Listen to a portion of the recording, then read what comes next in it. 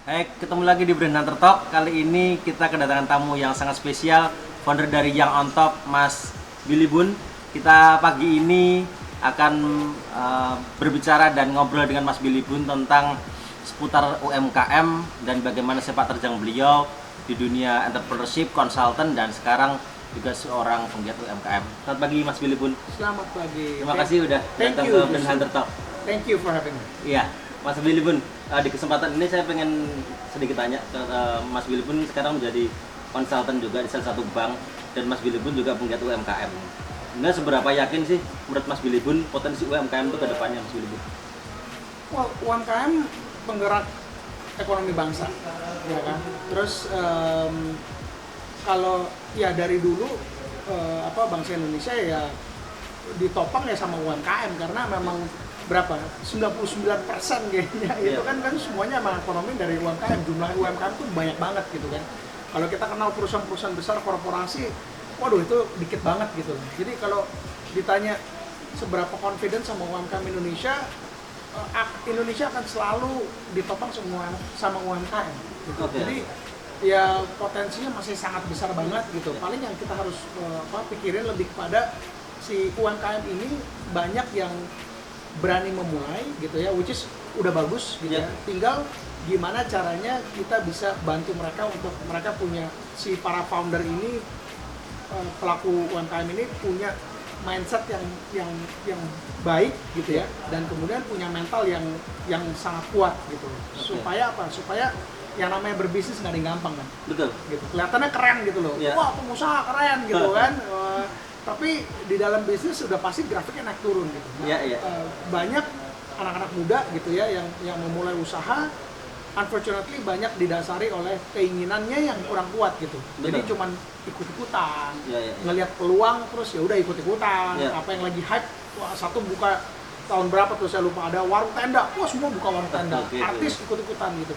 Nah kalau yang cuma ikut-ikutan itu nanti ketika lagi sulit, nggak punya attachment sama bisnisnya, akhirnya give up, tinggalin gitu. Betul. Nah, tapi kalau mindset dari awalnya udah benar, saya mau buka usaha ini karena misalnya untuk ngebantuin banyak orang-orang di daerah desa saya misalnya. Nah itu yang saya sebut sebagai purpose. Nah kalau purpose-nya udah kuat, udah benar dari awal, ketika nanti lagi sulit, dia nggak akan gampang, gue tutup aja deh UMKM-nya gitu. Nggak bakal, karena dia punya keinginan yang untuk ya itu tadi, dari awal udah pengen bersumbangsi buat desanya.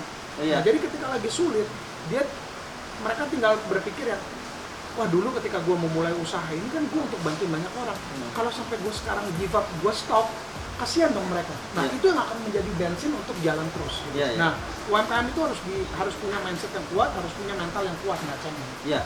Berarti kalau ada isu bahwa sebenarnya bisnis ujung-ujungnya cuan gitu, menurut Mas Billy itu apakah itu memang target terakhirnya dari sebuah bisnis itu cuan, atau memang ada purpose itu Mas kalau untuk membangun sebuah bisnis itu? Sebuah bisnis harus dibangun dengan purpose, tapi harus cuan. Gitu. Jadi cuan itu adalah alatnya ya untuk mencapai purpose itu ya? Enggak. Bukan ya? Cuan itu adalah hasil dari ketika kita berhasil melakukan purpose kita.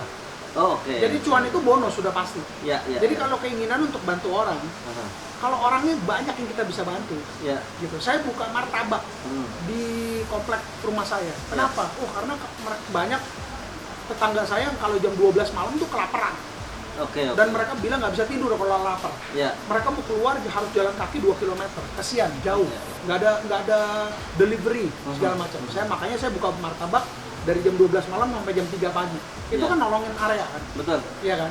Nah, ya udah, kalau kita udah men-solve sebuah masalah, yang namanya entrepreneurship itu kan solving masalah. Nah, jadi ada masalah, kita identify, kemudian kita bikin solusinya. Kalau sampai martabak itu buka dari jam 12 sampai jam 3, satu komplek ada rumahnya, ada 2000 rumah gitu, beli semua, ya udah pasti cuan. Nah, tapi bukan dari awalnya bilang gua pengen cuan gitu. Tapi namanya bisnis harus cuan. Kalau nggak cuan namanya yayasan. Yayasan aja sekarang udah berusaha untuk bisa cuan supaya bisa supaya bisa survive, supaya bisa sustain. Gitu. Jadi jangan pernah malu untuk bilang saya wirausaha, bisnis saya harus cuan. Emang harus cuan. Kalau nggak cuan mau apa? tutup aja. Mau minta duit terus, minta sumbangan dong, minta sumbangan. Itu bukan bisnis namanya. Iya. Gitu. Kalau bagi UMKM menurut Mas Billy, branding itu penting nggak sih Billy? Penting banget lah.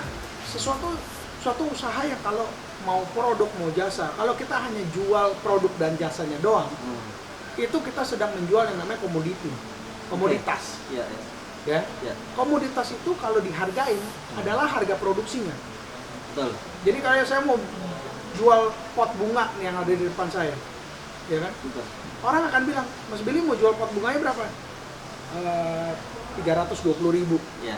Mahal amat, ini bikinnya paling cuma 2.000. Yang diomongin adalah bikinnya 2.000. Betul. Ya kan? Iya. Tapi kalau sekarang saya bilang, saya mau jual sepatu nih yang lagi saya pakai nih, gitu kan? Berapa harganya? 1,5 juta. Ada nggak yang ngomong, wah mahal amat Nike 1,5 juta. Enggak. Ini bikinnya paling 300.000. Nggak ada, karena apa? Karena yang dijual brand. Iya. Ya udah gitu. Jadi apakah salah untuk menjual tanpa brand, cuman komoditi? Nggak salah, itu pilihan.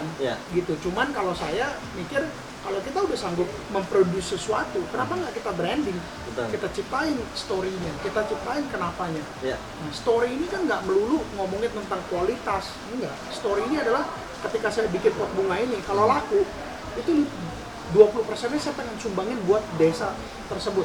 Iya, Desa tempat saya tumbuh misalnya. Gitu.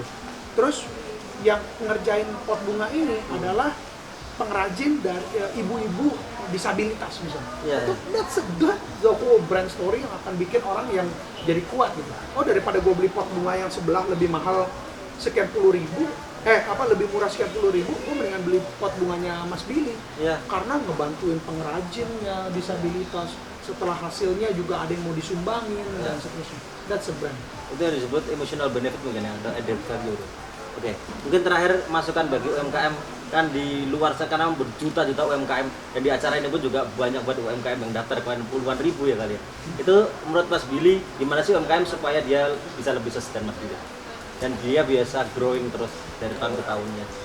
Ya, yang tadi di awal saya udah bilang bahwa at the end of the day, yang paling utama itu adalah si foundernya sendiri, si pelakunya sendiri, yang menciptakan UMKM-nya. Dia harus punya mindset yang pas, yang benar gitu. Yaitu pada saat menciptakan UMKM ini untuk apa? Untuk apa ini yang saya sebut sebagai business purpose.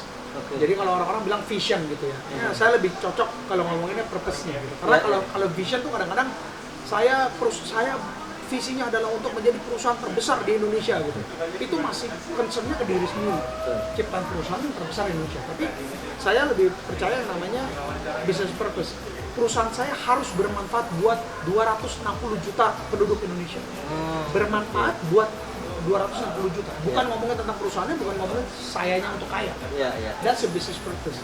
Berpikir lebih besar daripada diri kita sendiri. That's purpose. Right? Itu yang pertama. Yang kedua, kita harus tahu dan sebaiknya yang kita kerjakan adalah yang sesuai passion kita. Saya passionnya di pendidikan. Ya udah, bisnisnya di pendidikan. Jangan sosokan ngelihat, yang lagi hype lingkungan hidup nih, green. Ya udah, saya masuknya ke green deh. Kalau nggak punya passion, suatu hari akan kita give up, tumbang dengan sendirinya. Gitu. Karena apa? Karena yang namanya bisnis pasti sulit. Nggak ada bisnis yang gampang. Yang tiga, harus punya attitude yang baik. Semakin kita entrepreneur punya attitude yang baik, punya karakter yang baik, kita akan punya banyak teman. Kita akan disukai banyak orang. Semakin kita punya banyak teman, semakin banyak orang yang akan bantuin kita menuju ke arah suksesan. Gitu. Bukan bikin kita kaya ya, tapi bikin bisnis kita yang pengen bantuin sekian puluh juta orang jadi kejadian karena orang pada mau bantuin. Gitu. Nah, yang penting di dalam wirausaha adalah untuk menyelesaikan sebuah masalah. Jadi jangan masalahnya dibikin-bikin gitu loh. Masalah yang dibikin-bikin tuh contoh kayak misalnya saya pengen bikin restoran di tengah hutan lah, gitu. Ya tapi kalau emang selama ini ya di tengah hutan nggak ada yang butuh restoran gitu, itu bukan sebuah masalah. Nah kalau kayak begitu ya itu akan tumbang. Gitu. Kenapa saya ngomong seperti ini? Karena begitu banyak anak muda yang ngebuat masalahnya gitu dan wah kayaknya menurut saya ini diperluin deh gitu. Nah, tanpa market validation yang benar, yang akurat, mereka ngebikin ternyata bener nggak ada yang butuhin gitu ya. Keren banget. Oke. Berarti mungkin inovasi pun juga harus marketable ya Mas ya? Ya harus divalidasi gitu, bener nggak sih dibutuhin gitu. Oke, terima kasih Mas Billy. Thank you so much. Itu mungkin waktu kita berbincang dengan Mas Billy pasti kurang kalau ngobrol dengan Mas Billy. Tapi makasih banget Mas Billy atas insight-nya, dan sampai ketemu lagi di Brand Hunter Talk episode berikutnya.